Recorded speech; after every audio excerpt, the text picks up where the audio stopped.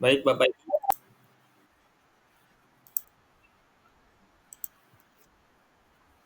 Ibu, kita mulai saja ya karena takutnya nanti kemalaman. Izin unmute suara Bapak Ibu supaya nantinya itu apa yang saya sosialisasikan dapat diterima menghindari yang namanya miskonsepsi. Kita mulai. Bismillahirrahmanirrahim. Assalamualaikum warahmatullahi wabarakatuh. Selamat malam Bapak Ibu semua, salam sejahtera untuk kita. Alhamdulillahirabbil alamin. Assalatu wassalamu ala asrofil anbiya'i wa mursalin sayyidina Maulana Muhammadin wa ala alihi wa sahbihi ajmain. Allahumma sholli ala sayyidina Muhammad wa ala ali sayyidina Muhammad amma ba'du. Alhamdulillah puji dan syukur kita panjatkan kehadirat Allah Subhanahu wa taala, Tuhan yang Maha Esa, karena berkat rahmat dan hidayahnya kita dapat berkumpul melalui virtual meet pada malam hari ini. Adapun maksud dan tujuan kita berkumpul pada malam hari ini adalah untuk menyampaikan atau mendiseminasikan atau mensosialisasikan terkait budaya positif di lingkungan SDN Bekasi Jaya 13, baik itu di area sekolah maupun di ruang kelas. Budaya positif itu sendiri terbagi menjadi beberapa cakupan Bapak Ibu. Mohon izin untuk share screen terlebih dahulu.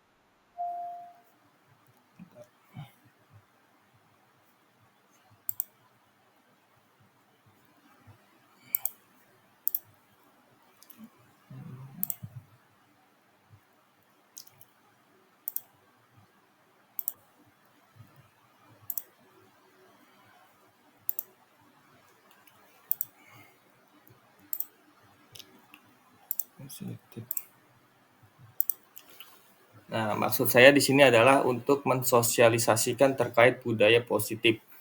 Budaya positif terutama di lingkungan SDN Bekasi Jaya 13 maupun di ruang kelas Bapak Ibu semua. Nah, budaya positif itu sendiri terbagi menjadi beberapa cakupan. Yang pertama itu terkait perubahan paradigma belajar, terutama dari adaptasi ya Bapak Ibu, yang sebelumnya menggunakan kurikulum 2013, sekarang kita sudah menggunakan kurikulum merdeka atau kurikulum nasional, di mana salah satunya adalah akan membahas terkait disiplin positif.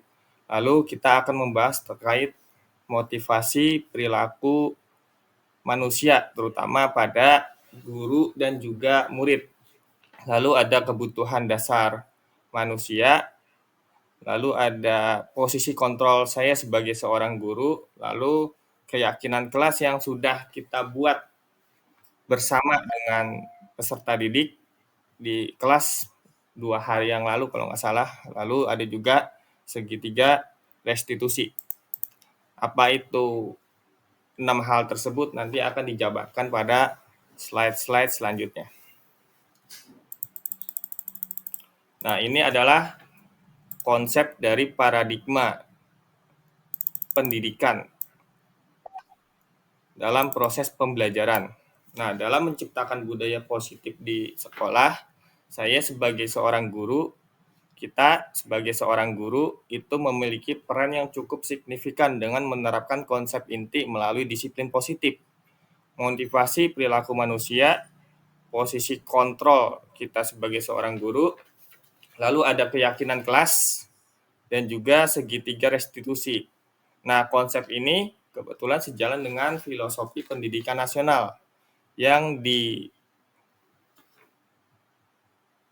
yang dijabarkan oleh Ki Hajar Dewantara. Nah, Ki Hajar Dewantara itu sendiri merupakan Bapak Pendidikan Nasional, yaitu Menteri Pendidikan Nasional yang pertama, yang menekankan pada pendidikan yang memerdekakan serta nilai dan peran guru yang berfokus pada inovasi dan juga kolaborasi.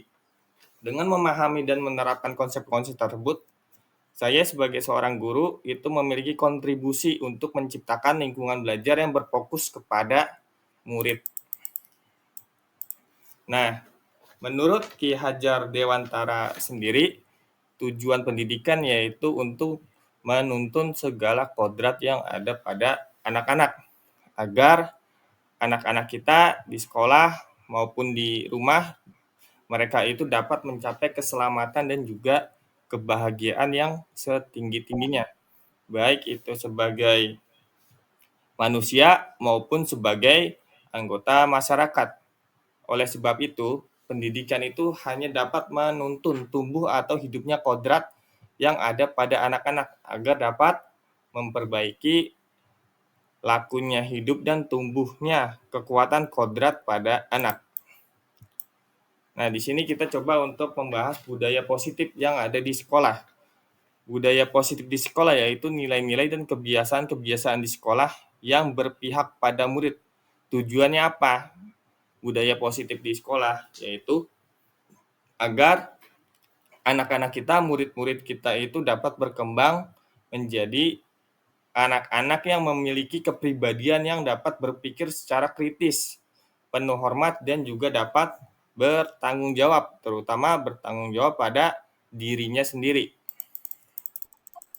Nah, di sini ada perubahan paradigma dalam proses pembelajaran dari kurikulum 2013 sekarang sudah menggunakan kurikulum Merdeka, yaitu untuk membangun budaya yang positif. Sekolah perlu menyediakan lingkungan yang positif, aman, dan juga nyaman agar murid-murid mampu berpikir, bertindak, dan menciptakan merdeka belajar, mandiri, dan juga mampu untuk bertanggung jawab. Jadi, dengan demikian, kami dari pihak sekolah, kita dari pihak sekolah itu sebisa mungkin membuat lingkungan sekolah itu menjadi tempat yang nyaman bagi anak-anak kita semua, sehingga mereka itu menganggap bahwa rumah mereka itu ada dua, yaitu di rumah mereka yang ditempati sekarang dan juga di sekolah. Karena di sekolah itu kan waktu untuk mereka ada dan hadir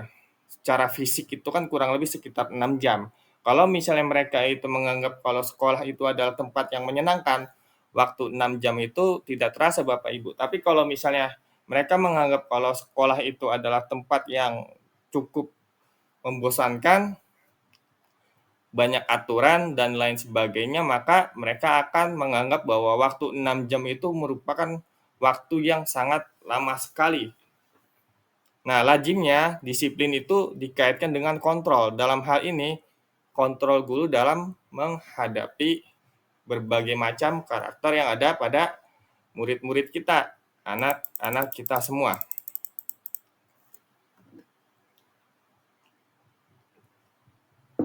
Nah, di sini perubahan paradigma pembelajaran merupakan pergeseran antara stimulus respon dan juga menjadi teori kontrol.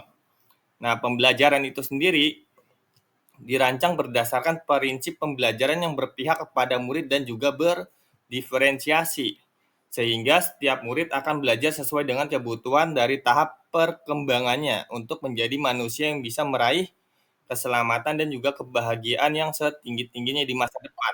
Kenapa? Karena prinsip pembelajaran itu kan berpihak kepada murid. Kita memiliki murid, memiliki anak yang memiliki karakter kebiasaannya yang berbeda-beda. Ada anak yang lebih memahami materi pembelajaran itu kalau ngelihat video. Itu bisa dikatakan kalau anak kita itu memiliki profil gaya belajar yang visual. Ada anak yang hiperaktif lah bisa dibilang, nggak bisa diam. Kenapa dia seperti itu? Karena mungkin dia karakter gaya belajarnya itu adalah kinestetis. Jadi mereka itu anak-anak tersebut bukan dalam artian usil atau bagaimana, tapi emang dia itu baru bisa berpikir kalau bukan duduk diem seperti anak-anak visual, tapi harus jalan-jalan dulu baru otaknya itu bisa berpikir. Nah, ada juga anak yang auditori. Kalau anak yang auditori, ciri khasnya adalah mereka itu lebih suka membaca dan juga anak tersebut itu lebih pandai dalam berbicara, menyampaikan isi pesan yang ada di dalam pikirannya untuk disampaikan kepada teman-temannya. Nah, itu adalah ciri dari anak kita itu memiliki gaya belajar yang auditori. Jadi Bapak Ibu bisa melihat ya, bisa mengira-ngira kira-kira anak saya itu karakternya itu lebih mengarah ke visual, auditori, atau di kinestetis. Sehingga kalau misalnya nantinya itu mereka belajar di rumah, Bapak Ibu bisa langsung melihat, oh ternyata anak saya visual, jadi nanti ketika mereka itu belajar, mereka itu harus dikasih tontonan video dari YouTube supaya mereka itu dapat lebih memahami materi seperti itu. Nah, di sini adalah contoh dari disiplin positif dan juga nilai-nilai kebajikan universal. Nah, di sini ada contoh kasus di mana Anda dan teman Anda akan melakukan kegiatan cobalah buka. Saya adalah A, dan tugas Anda adalah mengepalkan salah satu tangan Anda. Coba Anda bayangkan bahwa Anda menyimpan sesuatu yang sangat berharga. Misalnya yang Bapak Ibu pegang itu adalah kunci mobil atau istilahnya itu perhiasan. Bapak Ibu genggam nih di tangan Bapak Ibu. Nah, Bapak Ibu perlu menjaga benda tersebut sekuat tenaga. Karena begitu pentingnya untuk kehidupan Bapak Ibu.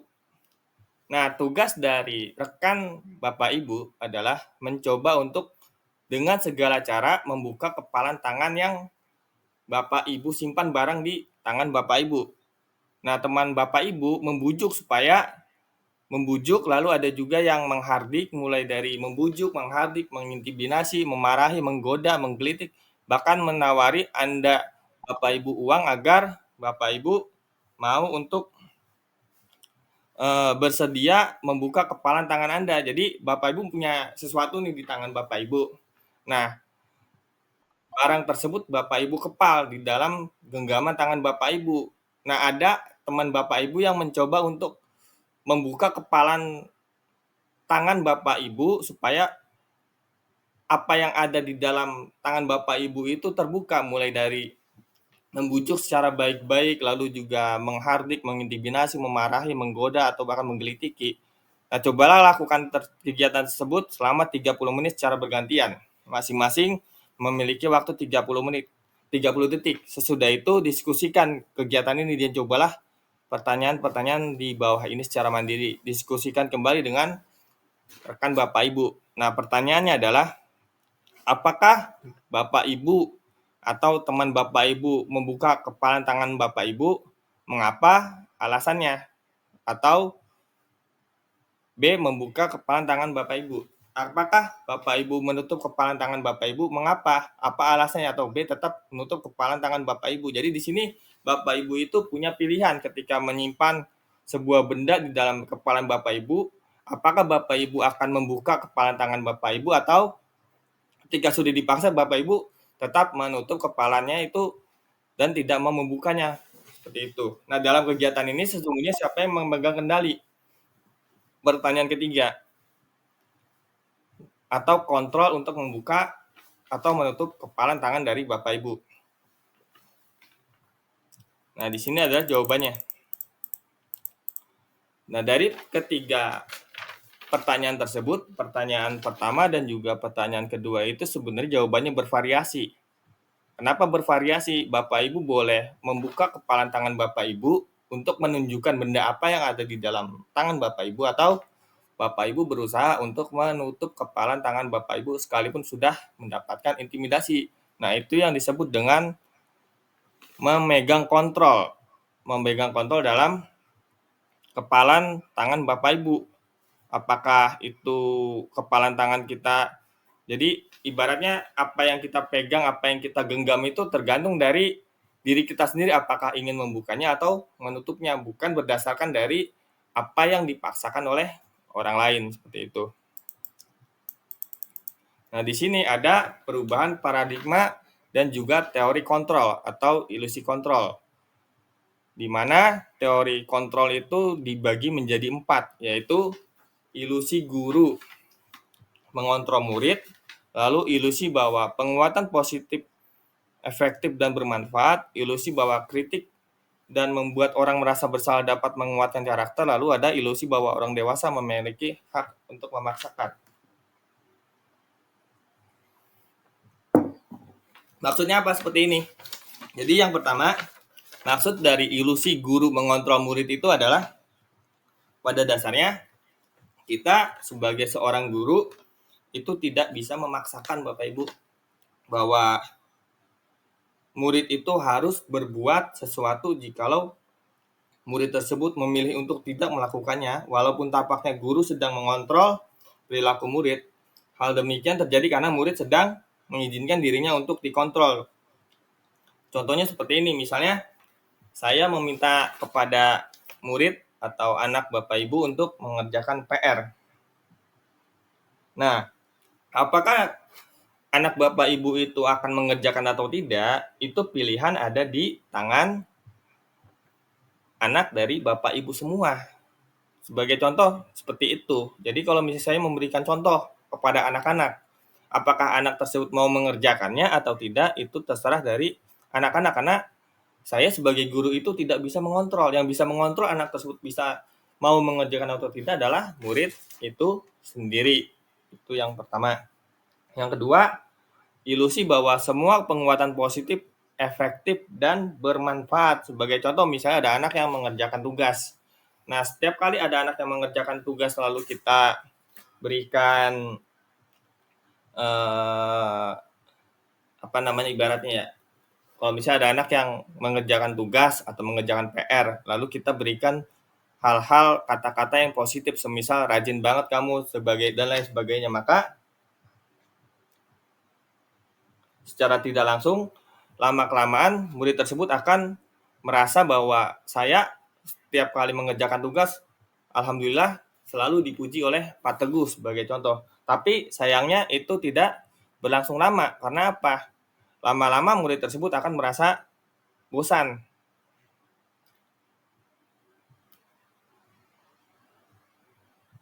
Karena mereka itu menyadari bahwa hal tersebut adalah hanya sebuah bujukan. Nah, yang ketiga itu ilusi bahwa kritik dan membuat orang merasa bersalah dapat menguatkan karakter. Kayak misalnya kamu sebagai anak, Bapak tugasi untuk mengerjakan tugas. Kalau kamu tidak mengerjakan tugas, itu nanti Bapak akan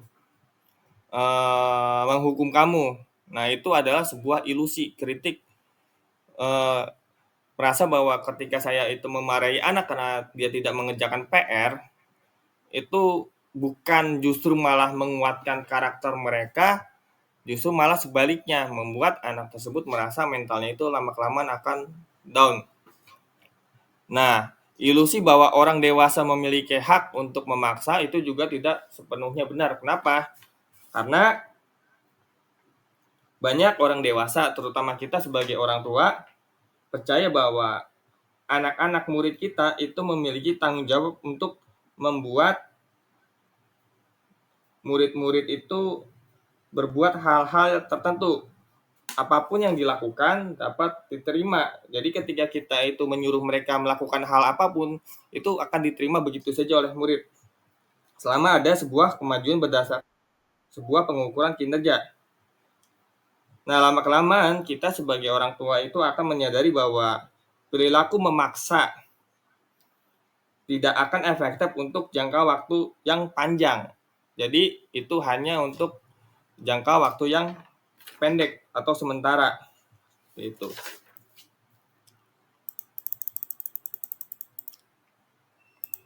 Nah, di sini ada stimulus, respon, teori, kontrol.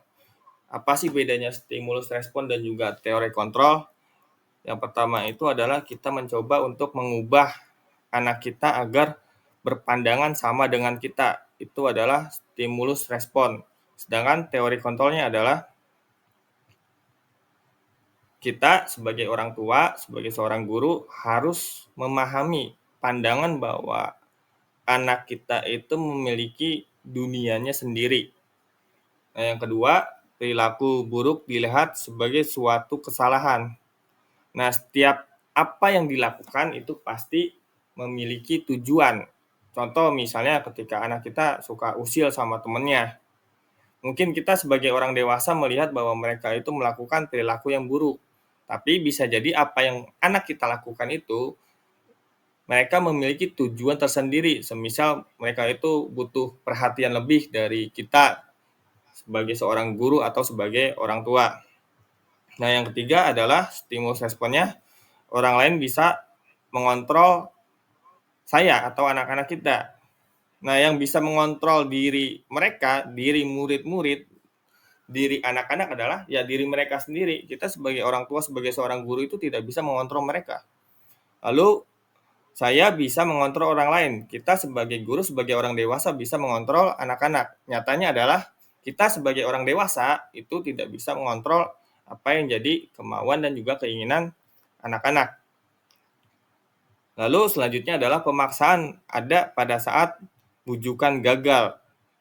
Jadi kalau misalnya kita membuat keyakinan atau kesepakatan yang harus disepakati bersama, semisal masuk jam 07.00. Nah, ketika ada anak yang tidak menepati kesepakatan yang sudah kita buat bersama, maka lama-kelamaan yang akan timbul adalah pemaksaan. Pemaksaan tersebut lama-kelamaan akan membuat peserta didik kita merasa tidak nyaman untuk berada di area lingkungan sekolah.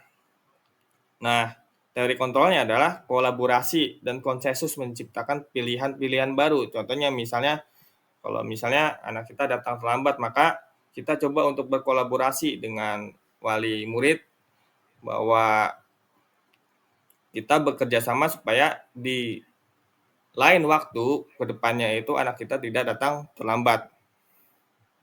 Lalu ada juga model berpikir menang atau kalah. Seperti itu. Nah, di sini ada pengertian dari disiplin positif. Disiplin positif itu berasal dari kata disiplina yang artinya belajar.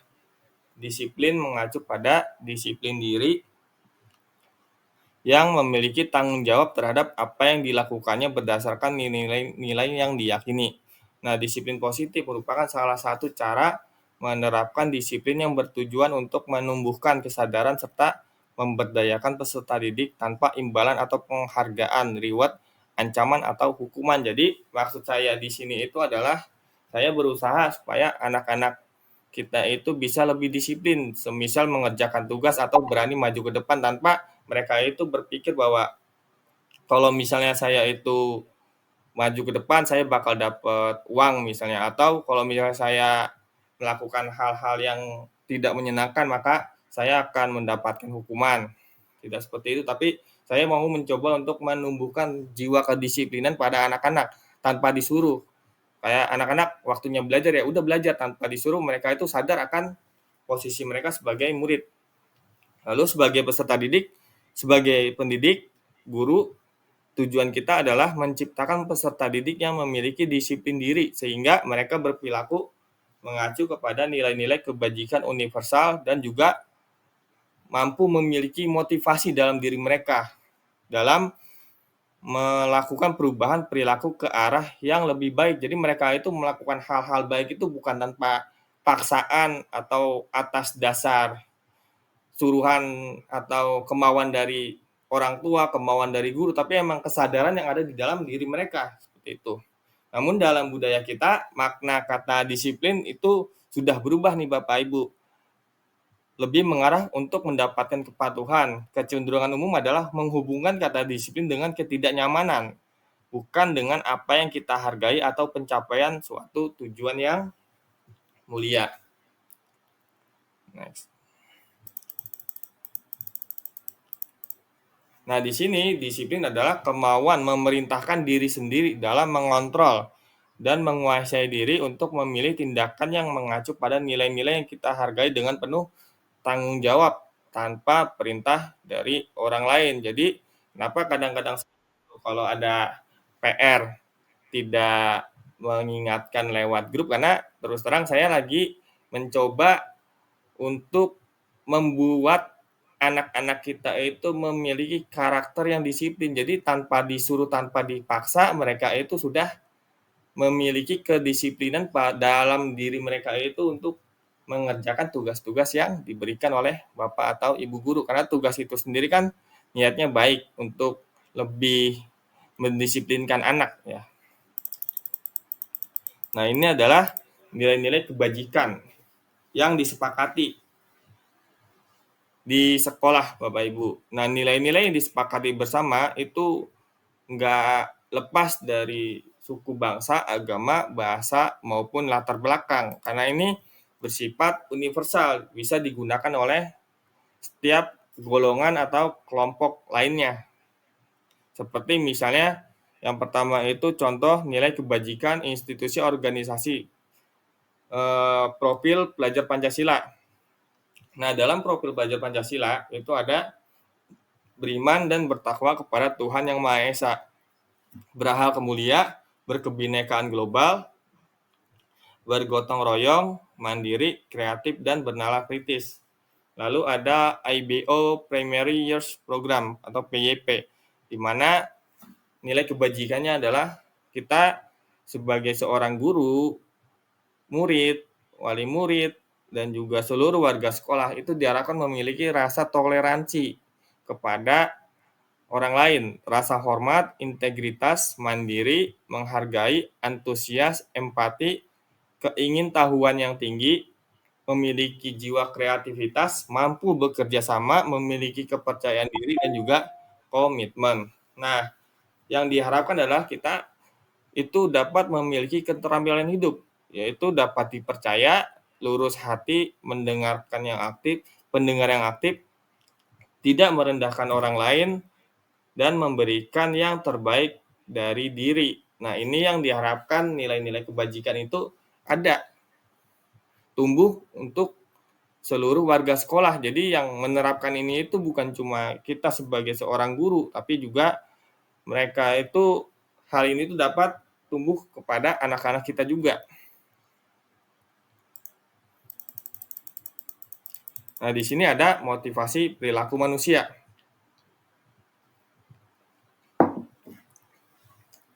Motivasi perilaku manusia itu dibagi menjadi dua, yaitu motivasi ekstrinsik atau yang berasal dari luar, dan juga motivasi intrinsik. Apa itu motivasi intrinsik yang berasal dari luar? Misalnya, saya sebagai seorang guru memberikan PR kepada anak-anak. Nah, kalau misalnya mereka itu anak-anak mengerjakan PR atas dasar karena takut dihukum, itu masih motivasinya adalah motivasi ekstrinsik. Kalau mereka mengerjakan PR karena untuk mendapatkan nilai, supaya dapat nilai 100 atau dapat penghargaan, semisal dapat ranking 1, itu masih masuk ke dalam motivasi ekstrinsik. Nah, kalau untuk motivasi intrinsik, itu mereka mengerjakan PR karena apa? Mereka itu menghargai diri mereka sendiri karena sudah diberikan amanah untuk mengerjakan tugas yang sudah dipercayakan kepada anak-anak kita semua, seperti itu. Nah, di sini ada 3 motivasi perilaku, yaitu untuk menghindari ketidaknyamanan, yang pertama, lalu untuk mendapatkan imbalan, itu masih dalam motivasi ekstrinsik. Nah, yang ketiga itu adalah untuk menjadi orang yang mereka inginkan dan menghargai diri sendiri dan nilai-nilai yang dipercaya. Jadi kalau misalnya ada anak yang tanpa disuruh, tanpa diiming-imingi, kalau misalnya kamu dapat ranking 1, kamu bakalan bapak atau ibu belikan barang, itu motivasinya masih motivasi ekstrinsik. Tapi kalau misalnya mereka itu mau belajar karena mereka itu ingin bisa, itu motivasi yang mereka bangun adalah motivasi intrinsik. Jadi udah mulai tumbuh kesadaran pada diri anak-anak kita semua, dan itu yang sedang saya coba latih kepada putra-putri kita di sekolah. Nah, di sini ada kebutuhan dasar manusia. Kebutuhan dasar manusia adalah segala sesuatu yang kita lakukan untuk mendapatkan apa yang kita inginkan. Seluruh tindakan yang kita lakukan memiliki tujuan tertentu, dan semua usaha terbaik yang kita lakukan dalam rangka agar kebutuhan dasar kita dapat terpenuhi dengan baik. Nah, di sini ada 5 kebutuhan dasar manusia. Kenapa ini kita bahas? Karena nanti ada contoh kasus kenapa anak tersebut agak sedikit trouble ya. Karena ada salah satu kebutuhan dasar manusia yang mungkin tidak mereka dapatkan, seperti itu. Nah, 5 kebutuhan dasar manusia, yang pertama adalah kebutuhan akan bertahan hidup. Nah, ini lebih mengarah ke kebutuhan jasmani seperti makanan, pakaian, tempat tinggal, keamanan, dan juga kesehatan. Nah, yang kedua adalah kebutuhan dasar akan kebebasan, seperti mandiri, memiliki pilihan, mencoba hal baru, mampu mengendalikan arah dirinya. Nah, yang ketiga, kasih sayang dan juga rasa diterima, seperti dipedulikan, berbagi kerjasama menjadi bagian dalam kelompok. Nah, yang keempat adalah penguasaan. Penguasaan lebih mengarah pada harga diri, keinginan untuk dianggap memimpin, berprestasi, diakui, dan juga didengar. Nah, yang terakhir adalah kebutuhan dasar manusia akan kesenangan, seperti misalnya mereka ingin bermain, terus juga menonton komedi, terus juga antusiasme, dan juga tertawa. Nah, di sini ada contoh kasus. Contoh kasusnya adalah Pak Teguh adalah guru kelas 4B. Di sekolah SDN Bekasi Jaya 13, Bapak Teguh sedang bingung menghadapi salah satu murid di kelasnya. Contohnya misalnya namanya Dede. Karena belakangan juga banyak nih kasus-kasus di sekolah, nggak cuma kasus ini doang. Nah, beberapa anak telah datang dan mengeluh kepada Pak Teguh terkait sikap Dede yang sering meminta makanan secara paksa dan juga berlebihan. Nah, menurut kamu apa sih alasan Dede melakukan hal tersebut? Nah, yang akan saya lakukan. Jadi kasus di kelas 4B itu sebenarnya agak sedikit banyak ya Bapak Ibu. Bukan cuma soal makanan saja, tapi juga kadang ada anak yang suka berbicara kasar, terus juga suka mengobrol sendiri, kadang suka datang terlambat juga ke sekolah. Nah, ini saya hanya mengambil salah satu contoh kasus di mana ada anak yang sering meminta makanan. Contoh kasus. Nah, dalam konteks disiplin positif, saya sebagai seorang guru itu akan mencari tahu terlebih dahulu kebutuhan mana yang berusaha dipenuhi oleh Dede. Jadi, kalau ada anak Bapak Ibu yang mungkin agak sedikit bermasalah, itu penyebabnya apa? Penyebabnya itu adalah mungkin salah satu dari 5 kebutuhan dasar ini itu tidak terpenuhi. Contoh kasusnya adalah contoh kasus si Dede. Nah, kalau misalnya di kasusnya si Dede, itu kan dia sering meminta makanan secara paksa dan juga berlebihan. Nah, saya sebagai seorang guru itu tidak diperkenankan ketika ada masalah di sekolah itu langsung menghukum siswa tersebut, langsung menghukum murid tersebut. Nah, yang akan saya lakukan adalah saya harus mencari tahu terlebih dahulu nih, kira-kira apa sih yang melatar belakangi si Dede tersebut melakukan hal tersebut.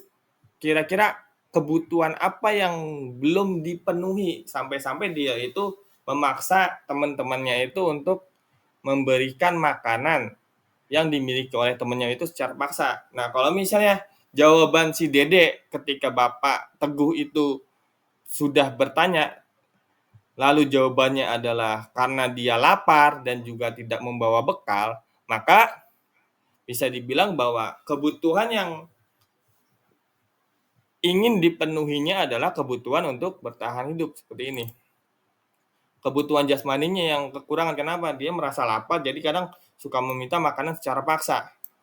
Nah, yang kedua, kalau misalnya si Dede jawabannya itu senang sehingga temannya jadi perhatiannya, maka kebutuhan yang dipenuhinya adalah dia itu butuh cinta dan juga kasih sayang karena diperhatikan ketika dia itu membuat ulah seperti itu.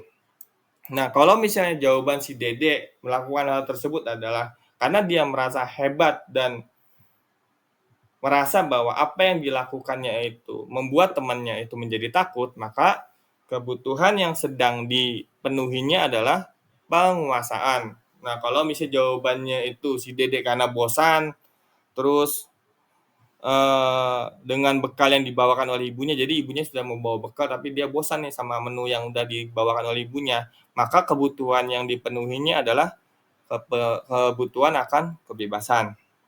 Nah, kalau misalnya jawabannya iseng, ya berarti mungkin emang kebutuhan yang ingin dipenuhinya itu adalah kebutuhan akan kesenangan. Maka dari itu, kalau misalnya ada kasus-kasus di sekolah yang mengarah kepada murid-murid, saya itu nggak pernah yang namanya langsung memarahi anak Bapak Ibu saya lebih terfokus pada apa sih yang melatar belakangi anak-anak kita tersebut melakukan hal tersebut. Karena saya yakin ketika anak tersebut melakukan hal-hal yang mungkin agak sedikit mengganggu, bisa dibilang ada salah satu kebutuhan dasar yang tidak terpenuhi sehingga ia ingin memenuhinya itu di sekolah. Jadi kita sebagai guru itu sebisa mungkin menghindari yang namanya langsung ngomelin anak atau memarahi anak atau apalagi sampai menghukum anak. Karena mereka kan namanya masih anak-anak, jadi saya harus tahu dulu nih alasannya apa, sehingga kalau misalnya kita sudah tahu alasannya, kita bisa langsung menganalisis kebutuhan dasar apa yang belum mereka dapatkan dan sedang mereka cari. Begitu juga misalnya ada anak yang datang terlambat. Ini banyak beberapa kali saya perhatikan ya Bapak Ibu, anak-anak kita itu sering datang terlambat. Tapi apakah ketika saya melihat anak-anak kita datang terlambat saya langsung menghukum dia? Coba tanya anak Bapak Ibu. Saya nggak pernah yang namanya menghukum anak Bapak Ibu ketika datang terlambat. Yang hal yang saya lakukan seperti di kasus awal ini, saya akan bertanya terlebih dahulu, kenapa anak Bapak Ibu, anak-anak kita itu datang terlambat. Kalau misalnya alasannya itu masih masuk akal, mungkin saya sedikit memberikan nasihat. Nah, kalau misalnya emang kasusnya itu ada hal-hal tertentu, ya mungkin saya bisa memaklumi. Nah, di sini saya ada 5 posisi kontrol guru.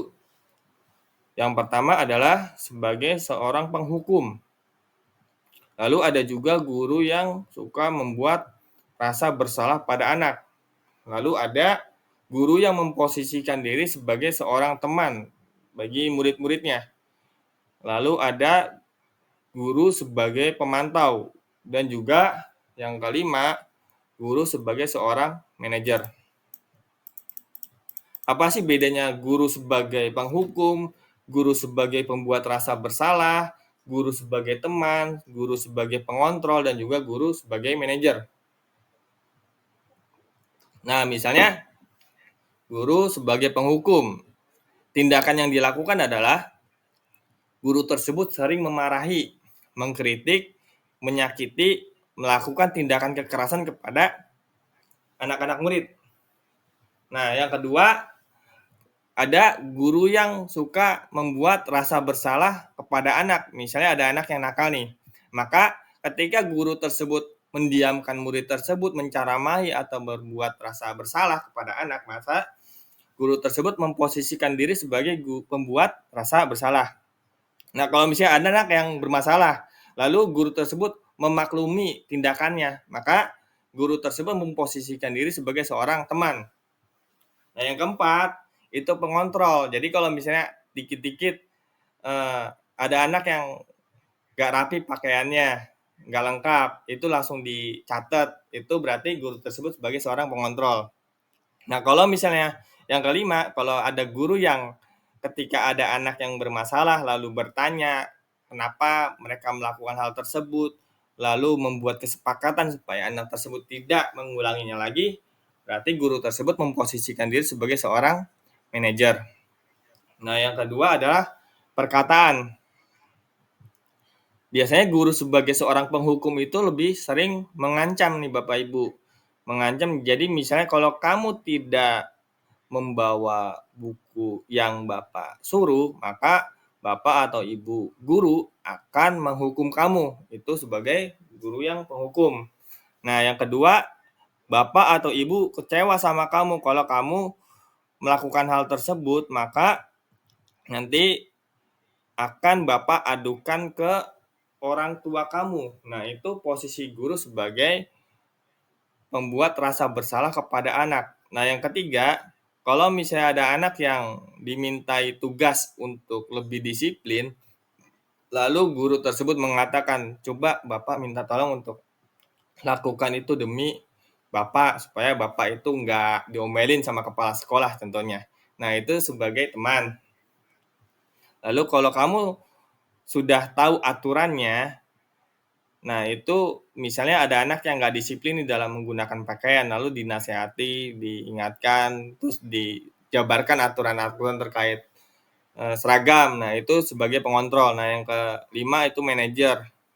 Nah, kalau sebagai manajer, guru tersebut akan bertanya, apa harapan kamu untuk ke depannya. Nah, akibatnya nih, jika guru tersebut sebagai seorang penghukum yang akan dirasakan oleh murid adalah dampaknya murid tidak peduli dengan gurunya atau tugas sekolahnya. Karena apa? Lama-lama murid itu capek, dikit-dikit dihukum mulu. Nah, kalau membuat rasa bersalah, efeknya apa bagi murid? Murid merasa kalau dirinya itu adalah anak yang bodoh atau anak yang nakal, sehingga tidak mematuhi aturan yang sudah ditetapkan oleh sekolah atau keyakinan atau kesepakatan yang sudah dibuat di dalam kelas. Yang ketiga adalah guru sebagai seorang teman. Nah, dia sebagai seorang murid dampaknya adalah merasa guru adalah teman yang bisa memaklumi kesalahannya. Jadi ketika anak tersebut ditegur, pasti pemikirannya adalah paling juga nanti Pak Teguh bisa memaklumi sikap saya seperti itu. Nah, kalau guru sebagai pengontrol itu akan mempertanyakan konsekuensi yang akan mereka terima. Misalnya kalau saya nggak mengerjakan PR, maka nanti saya akan disuruh lari 10 keliling lapangan. Nah, berarti itu posisi guru sebagai seorang pengontrol. Nah, kalau sebagai seorang manajer, dia akan membuat murid itu melakukan evaluasi di dalam dirinya. Bagaimana caranya supaya saya sebagai seorang anak, sebagai seorang murid dapat memperbaiki apa yang sudah menjadi kesalahan yang saya lakukan supaya kedepannya itu bisa lebih baik.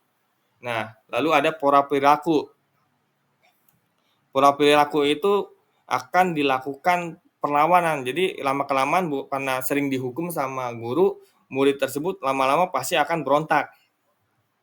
Kalau misalnya guru memposisikan diri sebagai orang yang sering membuat rasa bersalah pada anak, lama-kelamaan anak tersebut akan memiliki sikap rendah diri, kurang percaya diri, cemas, dan juga khawatir, takut salah.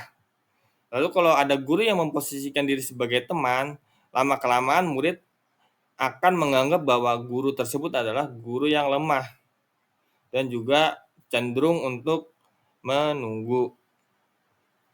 Nah, kalau guru sebagai pengontrol misalnya polanya adalah kalau misalnya dia tidak mengerjakan PR atau datang terlambat, maka murid tersebut langsung berpikir, ah nanti saya bakalan disuruh skot jam atau disuruh lari. Atau kalau misalnya guru tersebut sebagai seorang pengontrol, kan seorang anak itu kan sudah paham nih karakter dari gurunya masing-masing. Kalau misalnya nantinya itu dia rajin, maka nanti pemikiran anak itu, wah nanti bakal dapat hadiah nih, nanti bakal dapat uang nih. Berarti dia sudah tahu kalau guru tersebut adalah guru yang memposisikan diri sebagai seorang pengontrol. Nah, kalau pola perilaku yang kelima yang menerapkan guru sebagai manajer, itu pola perilakunya adalah lama-kelamaan murid akan lebih mendisiplinkan dalam dirinya sendiri. Nah, ini yang sedang saya pelajari meskipun saya belum capai pada guru yang kelima atau manajer, tapi saya terus terang berusaha untuk belajar nih Bapak Ibu bagaimana cara menjadi guru yang ada di posisi sebagai seorang manajer, dan itu perlu bantuan dari Bapak Ibu semua karena ini tidak mungkin berjalan kalau semisal ada yang kalau misalnya ada guru yang masih memposisikan diri sebagai penghukum atau membuat rasa bersalah teman atau pengontrol. Nah, di sini adalah pernyataan-pernyataan. Yang pertama adalah jika guru mengatakan, saya kecewa sekali dengan kamu. Nah, ini guru mengatakan kepada murid ya, saya kecewa sekali dengan kamu. Maka sikap dari guru tersebut adalah membuat murid tersebut merasa bersalah. Atau ada juga anak yang ketika sudah mengerjakan tugas tapi tugasnya itu tidak benar, maka guru tersebut mengatakan tugas kamu salah semua, maka kamu skot jam. Itu guru memposisikan diri sebagai seorang penghukum. Lalu kalau guru melakukan, ayolah lakukan demi ibu atau bapak, besok datang jam 7 supaya nggak terlambat. Nanti kalau kamu terlambat, Bapak nih yang ditegur sama kepala sekolah. Nah, itu berarti guru memposisikan diri sebagai seorang teman. Nah, yang selanjutnya adalah apakah kamu mau mendapatkan stiker bintang hari ini atau apakah kamu mau mendapatkan uang jika mengerjakan tugas yang Bapak Ibu lakukan atau bisa menjawab pertanyaan dari Bapak Ibu guru. Nah, berarti guru tersebut memposisikan diri sebagai seorang pemantau. Lalu jika guru mengatakan, bagaimana kamu bisa menyelesaikan masalah ini? Berarti guru tersebut sudah memposisikan diri sebagai seorang manajer supaya murid tersebut bisa introspeksi diri. Nah, kamu selalu yang paling terakhir karena datangnya terlambat mulu. Kalau guru mengatakan hal tersebut berarti guru tersebut memposisikan diri sebagai seorang penghukum.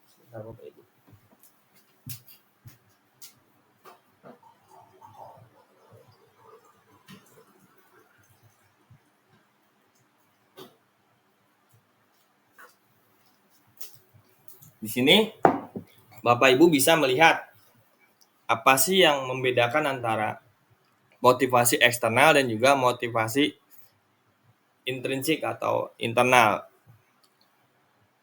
Guru berbuat menghardik, menunjuk-nunjuk, menyakiti atau menyindir itu adalah contoh identitas yang gagal.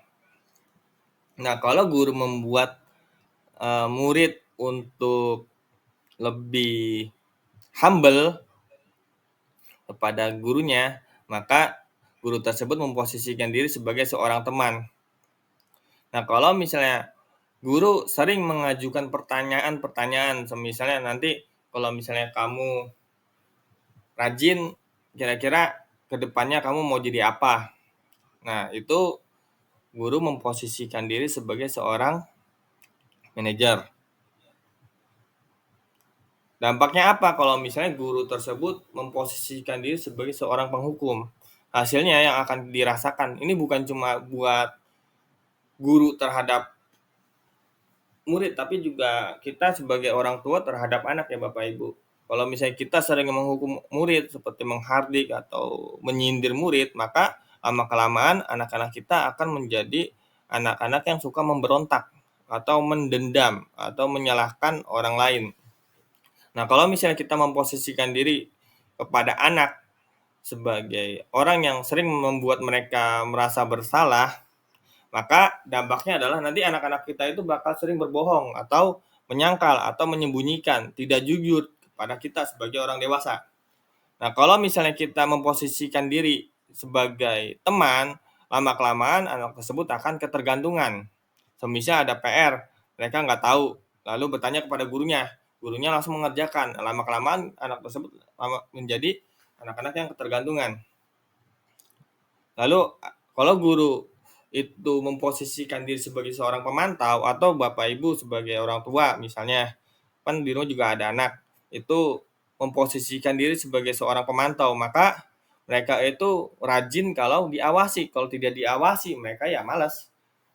Nah, kalau misalnya kita sebagai orang tua, sebagai seorang guru atau sebagai orang tua di rumah itu memposisikan diri sebagai seorang manajer kepada anak-anak kita, kepada murid-murid kita, maka yang akan terbentuk adalah karakter dan juga watak.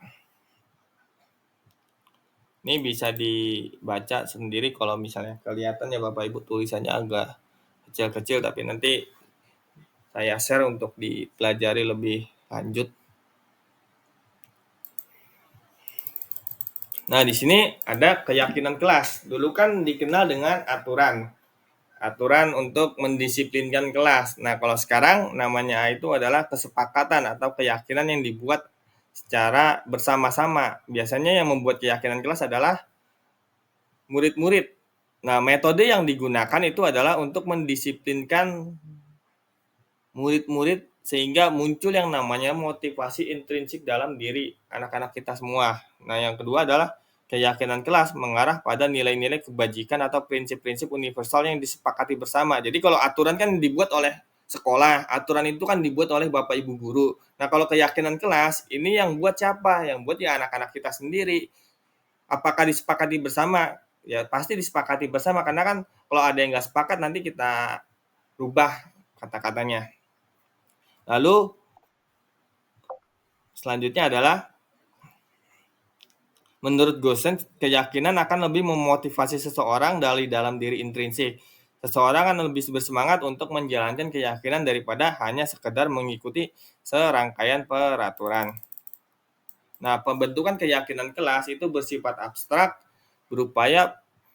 berupa pernyataan universal dibuat dalam pernyataan positif sedikit saja agar mudah diingat, sesuai dengan kondisi kelas dan juga sekolah, sehingga mudah diterapkan. Semua warga sekolah atau warga kelas dilibatkan saat membuat keyakinan kelas. Nah, ini adalah keyakinan kelas yang disusun oleh anak-anak kita. Jadi ini dibuat bukan oleh saya sebagai seorang guru nih Bapak Ibu, tapi dibuat oleh anak-anak kita sendiri. Mereka bergantian satu persatu menuliskan kira-kira apa nih yang mau disepakati bersama. Nanti Bapak sebagai guru akan menuliskan kebajikan apa yang sudah ditanamkan ketika kesepakatan kelas tersebut disepakati secara bersama. Jadi di sekolah kan anak-anak menuliskan tidak boleh datang terlambat. Nah, kesepakatan kelasnya jadi mengubah kata-kata tidak boleh atau dilarang menjadi hal yang lebih positif. Menjadi seperti apa di kelas? Menjadi datanglah tepat pada waktunya. Nah, nilai kebajikannya apa? Nilai kebajikannya? Nilai kebajikannya adalah kedisiplinan. Nah, yang kedua, ada anak yang menuliskan tidak boleh membuang sampah sembarangan. Nah, kesepakatan kelasnya adalah kata tidak boleh itu kan masih dalam tahap aturan ya. Kita bikin nih kesepakatan kelas. Menjadi apa? Membuang sampah pada tempatnya. Nilai kebajikannya apa? Nilai kebajikannya adalah kesehatan. Karena kalau misalnya kita tidak membuang sampah pada tempatnya, membuang sampah di kolong meja atau di kolong kursi, itu kan lama-lama menimbulkan lalat. Nah, lalat itu akan menjadi sumber penyakit. Nah, lalu ada anak yang menuliskan tidak boleh mencoret-coret sembarangan. Kata positif yang ditulis menjadi menjaga fasilitas sekolah. Nah, lalu ada tidak boleh makan tidak boleh makan saat ini, maksudnya ini yang anak-anak yang nulis tidak boleh makan saat sembarangan, maksudnya itu tidak boleh makan saat sembarangan itu di waktu yang sembarangan, misalnya lagi belajar makan itu, maka kata yang ditulis adalah makan saat jam istirahat. Lalu ada anak yang menuliskan tidak boleh berkata kasar, maka kalimat yang positif yang dituliskan adalah saling menghargai dan juga menghormati. Lalu tidak boleh berisik di kelas. Lalu kata positifnya adalah menjaga ketenangan kelas. Lalu ada juga anak yang menuliskan tidak boleh keluar ruangan tanpa izin. Maka kata positif yang dituliskan adalah izin sebelum meninggalkan kelas. Lalu tidak boleh mengerjakan PR di sekolah. Kata positifnya adalah disiplin mengerjakan tugas. Lalu tidak boleh meninggalkan ibadah wajib. Karena kita kan masuk siang, jadi ada jeda waktu untuk sholat zuhur dan juga sholat asar. Nah, di sini kesepakatan yang dituliskan oleh anak adalah disiplin beribadah awal waktu. Ini bukan saya Bapak Ibu yang menulis, tapi anak-anak kita sendiri. Lalu tidak boleh mengganggu teman yang belajar. Nah, kata positifnya adalah konsentrasi dalam belajar. Tidak boleh mencontek. Maka kesepakatan kelas yang dibangun adalah konsentrasi dalam belajar. Menjaga kejujuran. Lalu ini ada anak yang menuliskan tidak boleh songong dengan guru. Maka kata positifnya adalah budayakan 5S, senyum, salam, sapa, sopan, dan santun. Kenapa? Karena mungkin anak tersebut melihat bahwa ketika ada yang terlambat, di kelas ada guru yang sudah masuk, itu anak tersebut ngelonong gitu saja. Entah itu di kelas atau ketika anak masuk ke kantor tanpa mengucapkan salam, itu main langsung masuk aja. Nah, maka ada anak yang mengusulkan ide itu tidak boleh songong dengan guru, maka membudayakan senyum, salam, sapa, sopan, dan juga santun. Komitmen bersama. Nah, selanjutnya adalah tidak boleh membawa plastik ke dalam area sekolah, juga ke dalam area kelas. Jadi kalau misalnya ini kesepakatannya adalah membawa tempat makan dan juga minum dari rumah. Karena kalau misalnya kita membawa sampah plastik, kita kan nggak tahu plastiknya itu plastik yang baru atau plastik yang sudah digunakan sebelumnya. Khawatirnya nanti malah menimbulkan penyakit dan juga menumpuk sampah plastik. Maka dari itu, kesepakatan yang kita buat di kelas bersama anak-anak adalah membawa tempat makan dan minum dari rumah. Nah, di sini ada restitusi. Restitusi itu sendiri itu sebagai pengganti hukuman, Bapak Ibu. Tujuannya apa? Tujuan dari restitusi itu adalah menciptakan kondisi bagi murid untuk memperbaiki kesalahan mereka sehingga anak-anak kita itu bisa kembali pada kelompok mereka dengan karakter yang lebih kuat. Nah, restitusi juga adalah proses kolaboratif yang mengajarkan murid untuk mencari solusi untuk masalah dan membantu murid berpikir tentang orang seperti apa yang mereka inginkan dan bagaimana mereka harus memperlakukan orang lain. Nah, restitusi itu sendiri tujuannya itu adalah membantu murid menjadi lebih memiliki tujuan, disiplin positif, dan memulihkan dirinya setelah berbuat salah. Jadi kalau misalnya ada anak yang eh, tidak mengerjakan PR atau datang terlambat, kita sebagai seorang guru itu sudah tidak menerapkan yang namanya hukuman, tapi lebih mengarah pada proses yang namanya restitusi. Tujuannya adalah untuk membantu anak-anak kita memiliki tujuan disiplin positif, sehingga memulihkan dirinya setelah berbuat salah. Nah, penekanannya bukan pada bagaimana berperilaku untuk menyenangkan orang lain atau menghindari ketidaknyamanan, namun tujuannya adalah menjadi orang yang menghargai nilai-nilai kebajikan yang mereka percayai. Sebelumnya kita telah bla bla bla bla. Nah, ini adalah segitiga restitusi. Segitiga restitusi itu membantu murid menjadi lebih memiliki tujuan, disiplin positif, serta memulihkan dirinya setelah berbuat salah, membantu murid untuk lebih jujur pada diri mereka sendiri dan mengevaluasi dampak dari apa yang anak-anak kita lakukan, lalu memberikan penawaran, bukan paksaan. Jadi sekarang itu kita sebagai seorang guru ketika melihat anak yang membuat kesalahan, bukan memaksa mereka untuk misalnya memberikan hukuman lari 20 keliling lapangan, push up, squat jump itu udah dihindari, tapi kita memberikan penawaran berupa kesepakatan yang kita bangun secara bersama-sama. Nah, ciri-cirinya restitusi itu seperti apa? Ciri-ciri restitusi itu bukan untuk menebus kesalahan, namun untuk belajar dari kesalahan. Lalu, restitusi juga untuk memperbaiki hubungan. Nah, yang ketiga adalah restitusi tawaran, bukan paksaan. Nah, yang keempat adalah restitusi menuntun untuk melihat ke dalam diri anak-anak kita.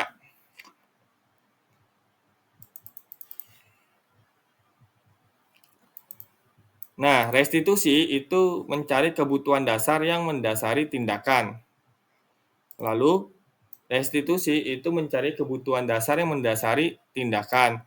Restitusi fokus pada karakter, bukan tindakan. Jadi, di sini murid anak-anak kita akan menyadari dia sedang menjadi orang yang akan seperti apa, punya fokus dalam penguatan karakter. Nah, kita sebagai seorang guru itu membimbing anak-anak kita untuk memiliki karakter yang kuat.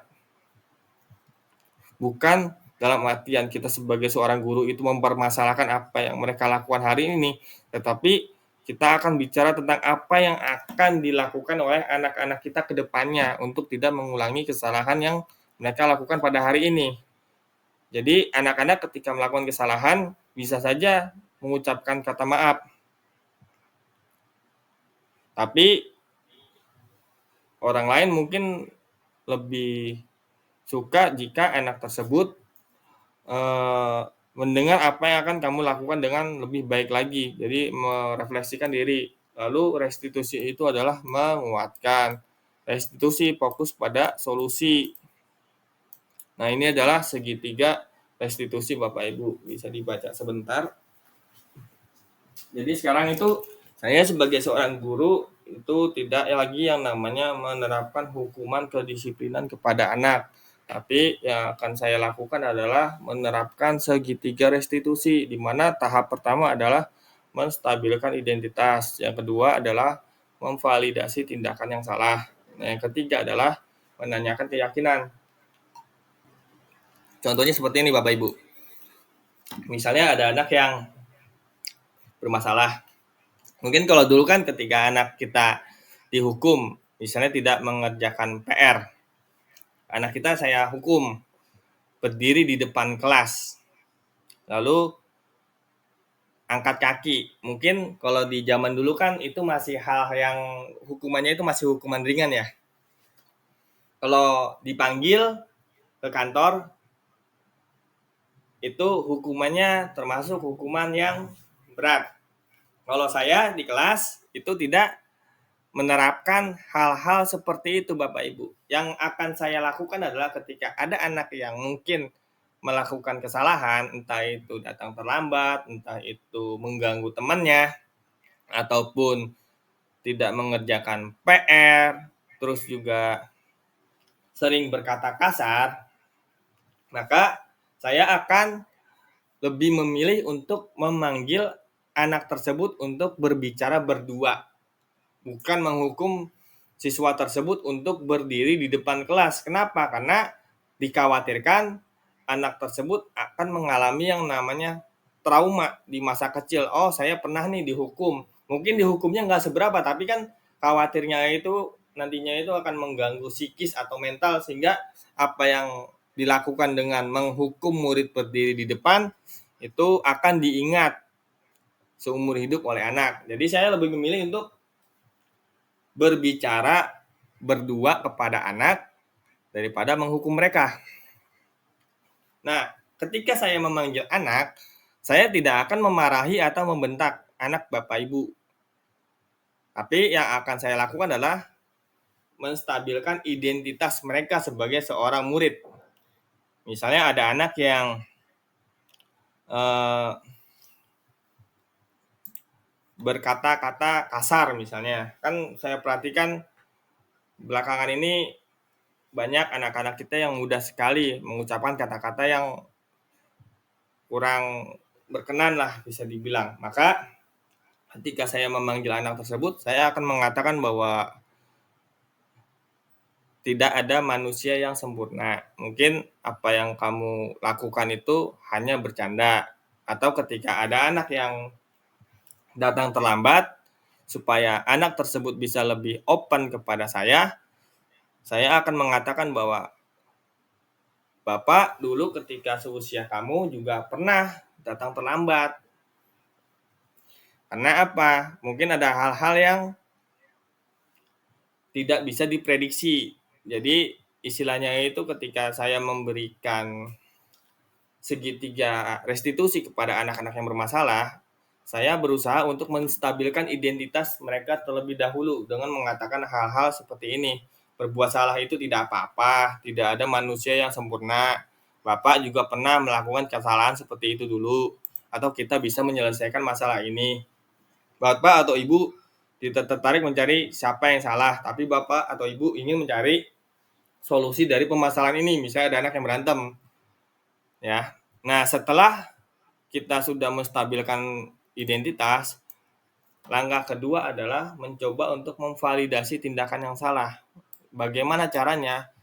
Saya akan bertanya alasan siswa tersebut melakukan hal itu. Kayak misalnya, "Nak, kenapa kamu datang terlambat? Coba dong Bapak pengen tahu alasan kamu melakukan hal tersebut." Jadi yang saya lakukan itu bukan dalam artian berusaha untuk mencecar anak. Karena kalau misalnya saya mencecar anak, maka khawatirnya apa? Khawatirnya anak tersebut menjadi takut atau menjadi tertutup. Tapi kalau misalnya saya coba untuk mencari solusi nih, kenapa sih kamu melakukan hal tersebut? Alasannya apa? Kamu pasti punya alasan kenapa melakukan hal tersebut. Kayak misalnya ada anak yang datang terlambat ke sekolah. Ketika anak tersebut datang terlambat ke sekolah, oh dia menjelaskan bahwa, iya Pak, mohon maaf saya datang terlambat ke sekolah karena ban motor saya bocor atau saya bangun kesiangan. Nah, dari sini daripada saya menyalahkan tindakan dari siswa tersebut, saya langsung loncat ke bagian ketiga, yaitu menanyakan keyakinan kelas yang sudah dibuat bersama kesepakatan di kelas. Seperti apa yang kita percaya sebagai kelas atau keluarga, atau apa nilai-nilai umum yang telah kita sepakati. Misalnya, ya Pak, mohon maaf, tadi saya datang terlambat karena ban motor saya bocor atau saya bangunnya kesiangan. Jadi saya mengaku salah sehingga saya menyalahi kesepakatan kelas yang sudah kita buat bersama. Nah, nanti saya akan bertanya kepada anak tersebut, berarti kedepannya kamu bakalan datang terlambat lagi atau enggak? Nanti secara nggak langsung pasti anak tersebut akan menjelaskan bahwa, oh iya Pak, kedepannya saya tidak akan datang terlambat lagi, janji kelingking, janji. Itu yang saya terapkan di kelas Bapak Ibu. Jadi kalau misalnya anak Bapak Ibu mengatakan bahwa, oh iya, aku dipanggil mah atau Pak sama Pak Teguh untuk duduk berdua ke kantor. Tapi saya berusaha nih Bapak Ibu, ketika saya itu menerapkan segitiga restitusi itu, ya udah cuma saya sama anak-anak aja. Saya berusaha supaya nggak ada orang lain yang tahu. Supaya apa? Supaya saya nggak pengen yang namanya mempermalukan anak-anak tersebut. Jadi istilahnya cuma obrolan itu ya obrolan dari hati ke hati antara guru dengan anak. Jadi dia itu nggak ada yang namanya saya itu memarahi anak atau menghukum anak ketika berdua. Tapi ini yang saya terapkan, yaitu adalah penerapan dari segitiga restitusi. Dimulai dari menanyakan apa sih yang kamu lakukan sehingga melakukan hal tersebut, ya udah nggak apa-apa, namanya juga masih anak-anak. Lalu tanya alasannya apa dan menanyakan keyakinan kelas yang sudah kita sepakati bersama. Jadi di zaman sekarang itu yang namanya hukuman atau sanksi itu kalau untuk anak-anak itu kayaknya justru malah membuat anak itu merasa tertekan atau merasa bersalah. Jadi saya lebih memilih untuk menerapkan segitiga restitusi di area sekolah. Mungkin itu yang bisa saya sampaikan ya Bapak Ibu. Bila ada pertanyaan boleh disampaikan. Bismillahirrahmanirrahim. Assalamualaikum warahmatullahi wabarakatuh. Waalaikumsalam warahmatullahi wabarakatuh. Kelas 4B menyikapi dari beberapa kasus atau permasalahan di kelas, baik itu di dalam area kelas kita maupun di luar kelas ya. Itu kan kadang sering banget yang namanya ngomong kasar, ngomong kotor dan sebagainya kan. Nah, maka dari itu coba kita sama-sama untuk membuat keyakinan kelas yang kita sepakati bersama. Bapak kasih satu contoh, nanti kalian boleh menuliskan apa yang ingin kalian sepakati bersama untuk tidak dilanggar.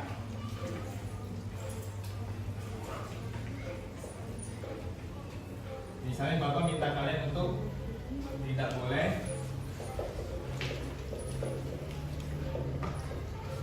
datang terlambat. Siapa yang mau coba untuk bantu Pak? Saya mau. Nanti ganti-gantian. Boleh Pak? Boleh. Oke. Sudah sampai. Iya. Iya.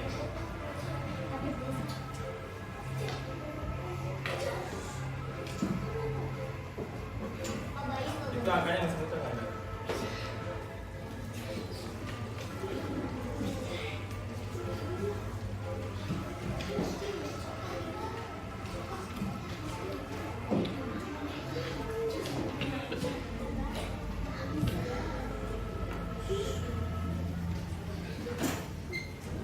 Nah, di sini Desi menuliskan tidak boleh ngomong kasar. Siapa lagi? Saya. Coba edukasi dulu. Saya Pak.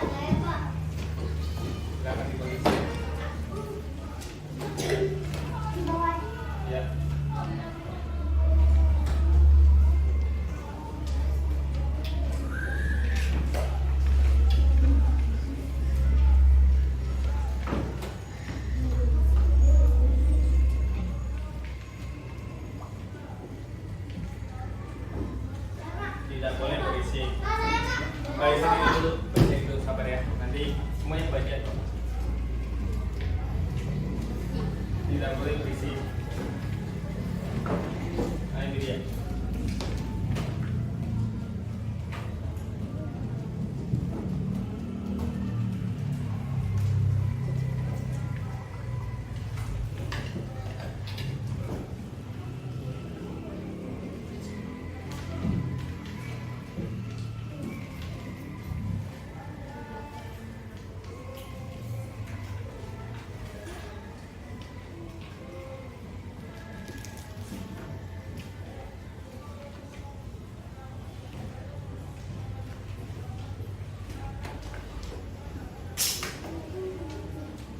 Tidak boleh membuang sampah sembarangan. Sama lagi. Ayo, Pak.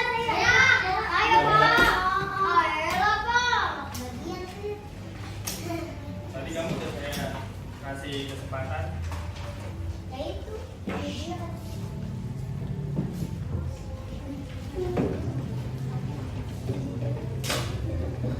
Dan kelima, tidak boleh membuang sampah sembarangan.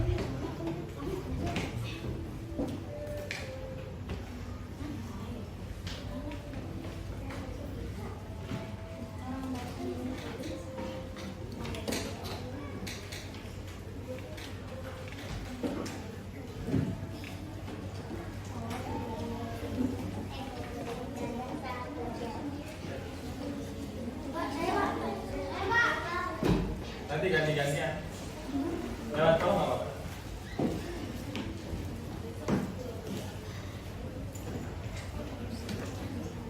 Yang kanan tidak boleh.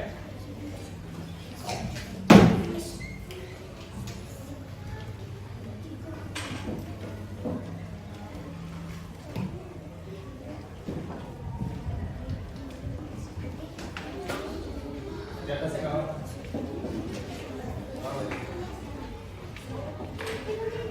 Udah nggak apa-apa. Ya, siapa lagi?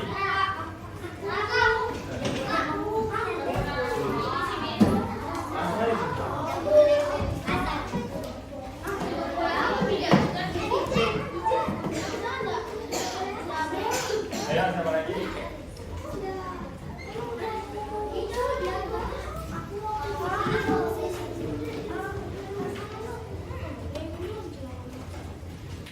Tidak boleh jahit.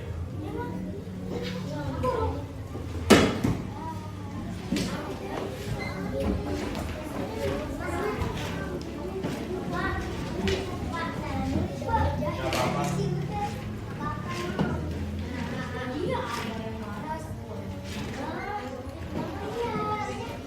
Nggak apa-apa.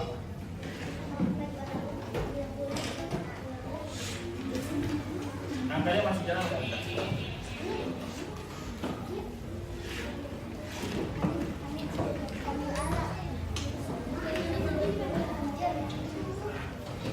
Siapa lagi nak? Saya. Di atas nggak apa-apa.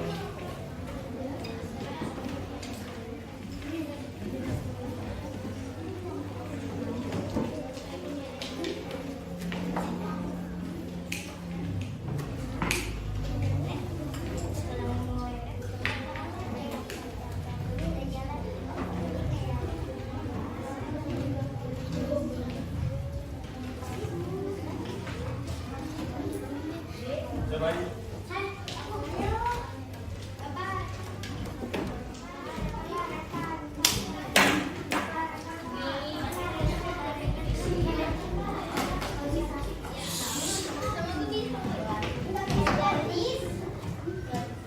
Oh, berisik lagi sih kan kita lagi buat kesepakatan atau keyakinan bersama.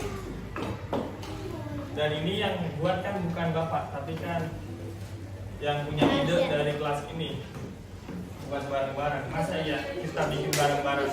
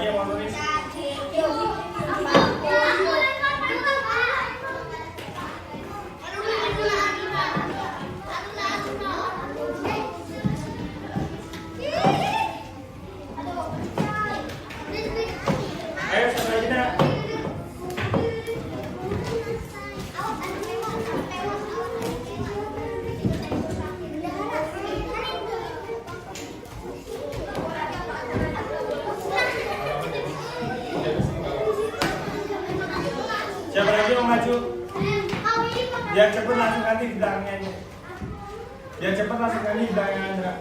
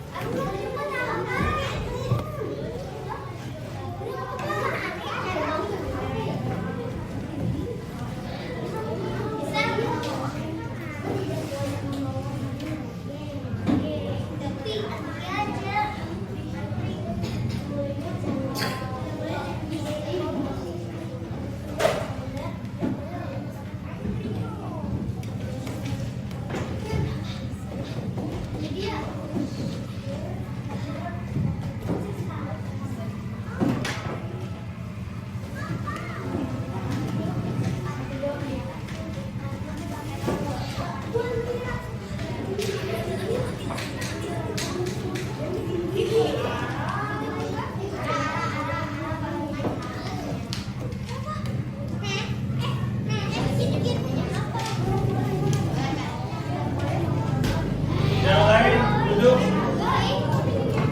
Oh berisik nah, kan udah ditulis di depan. Oh berisik.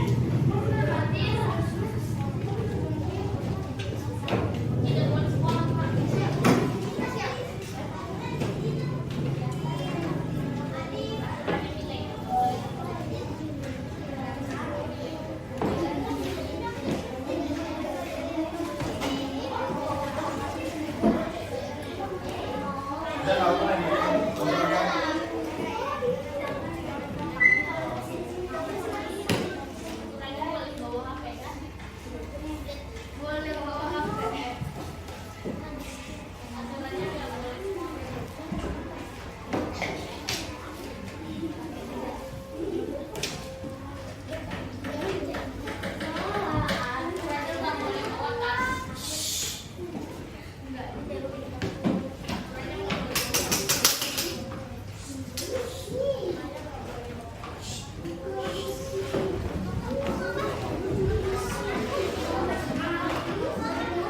Nah, ini kesepakatan yang dibuat bersama kok baru itu sudah pelanggar sih.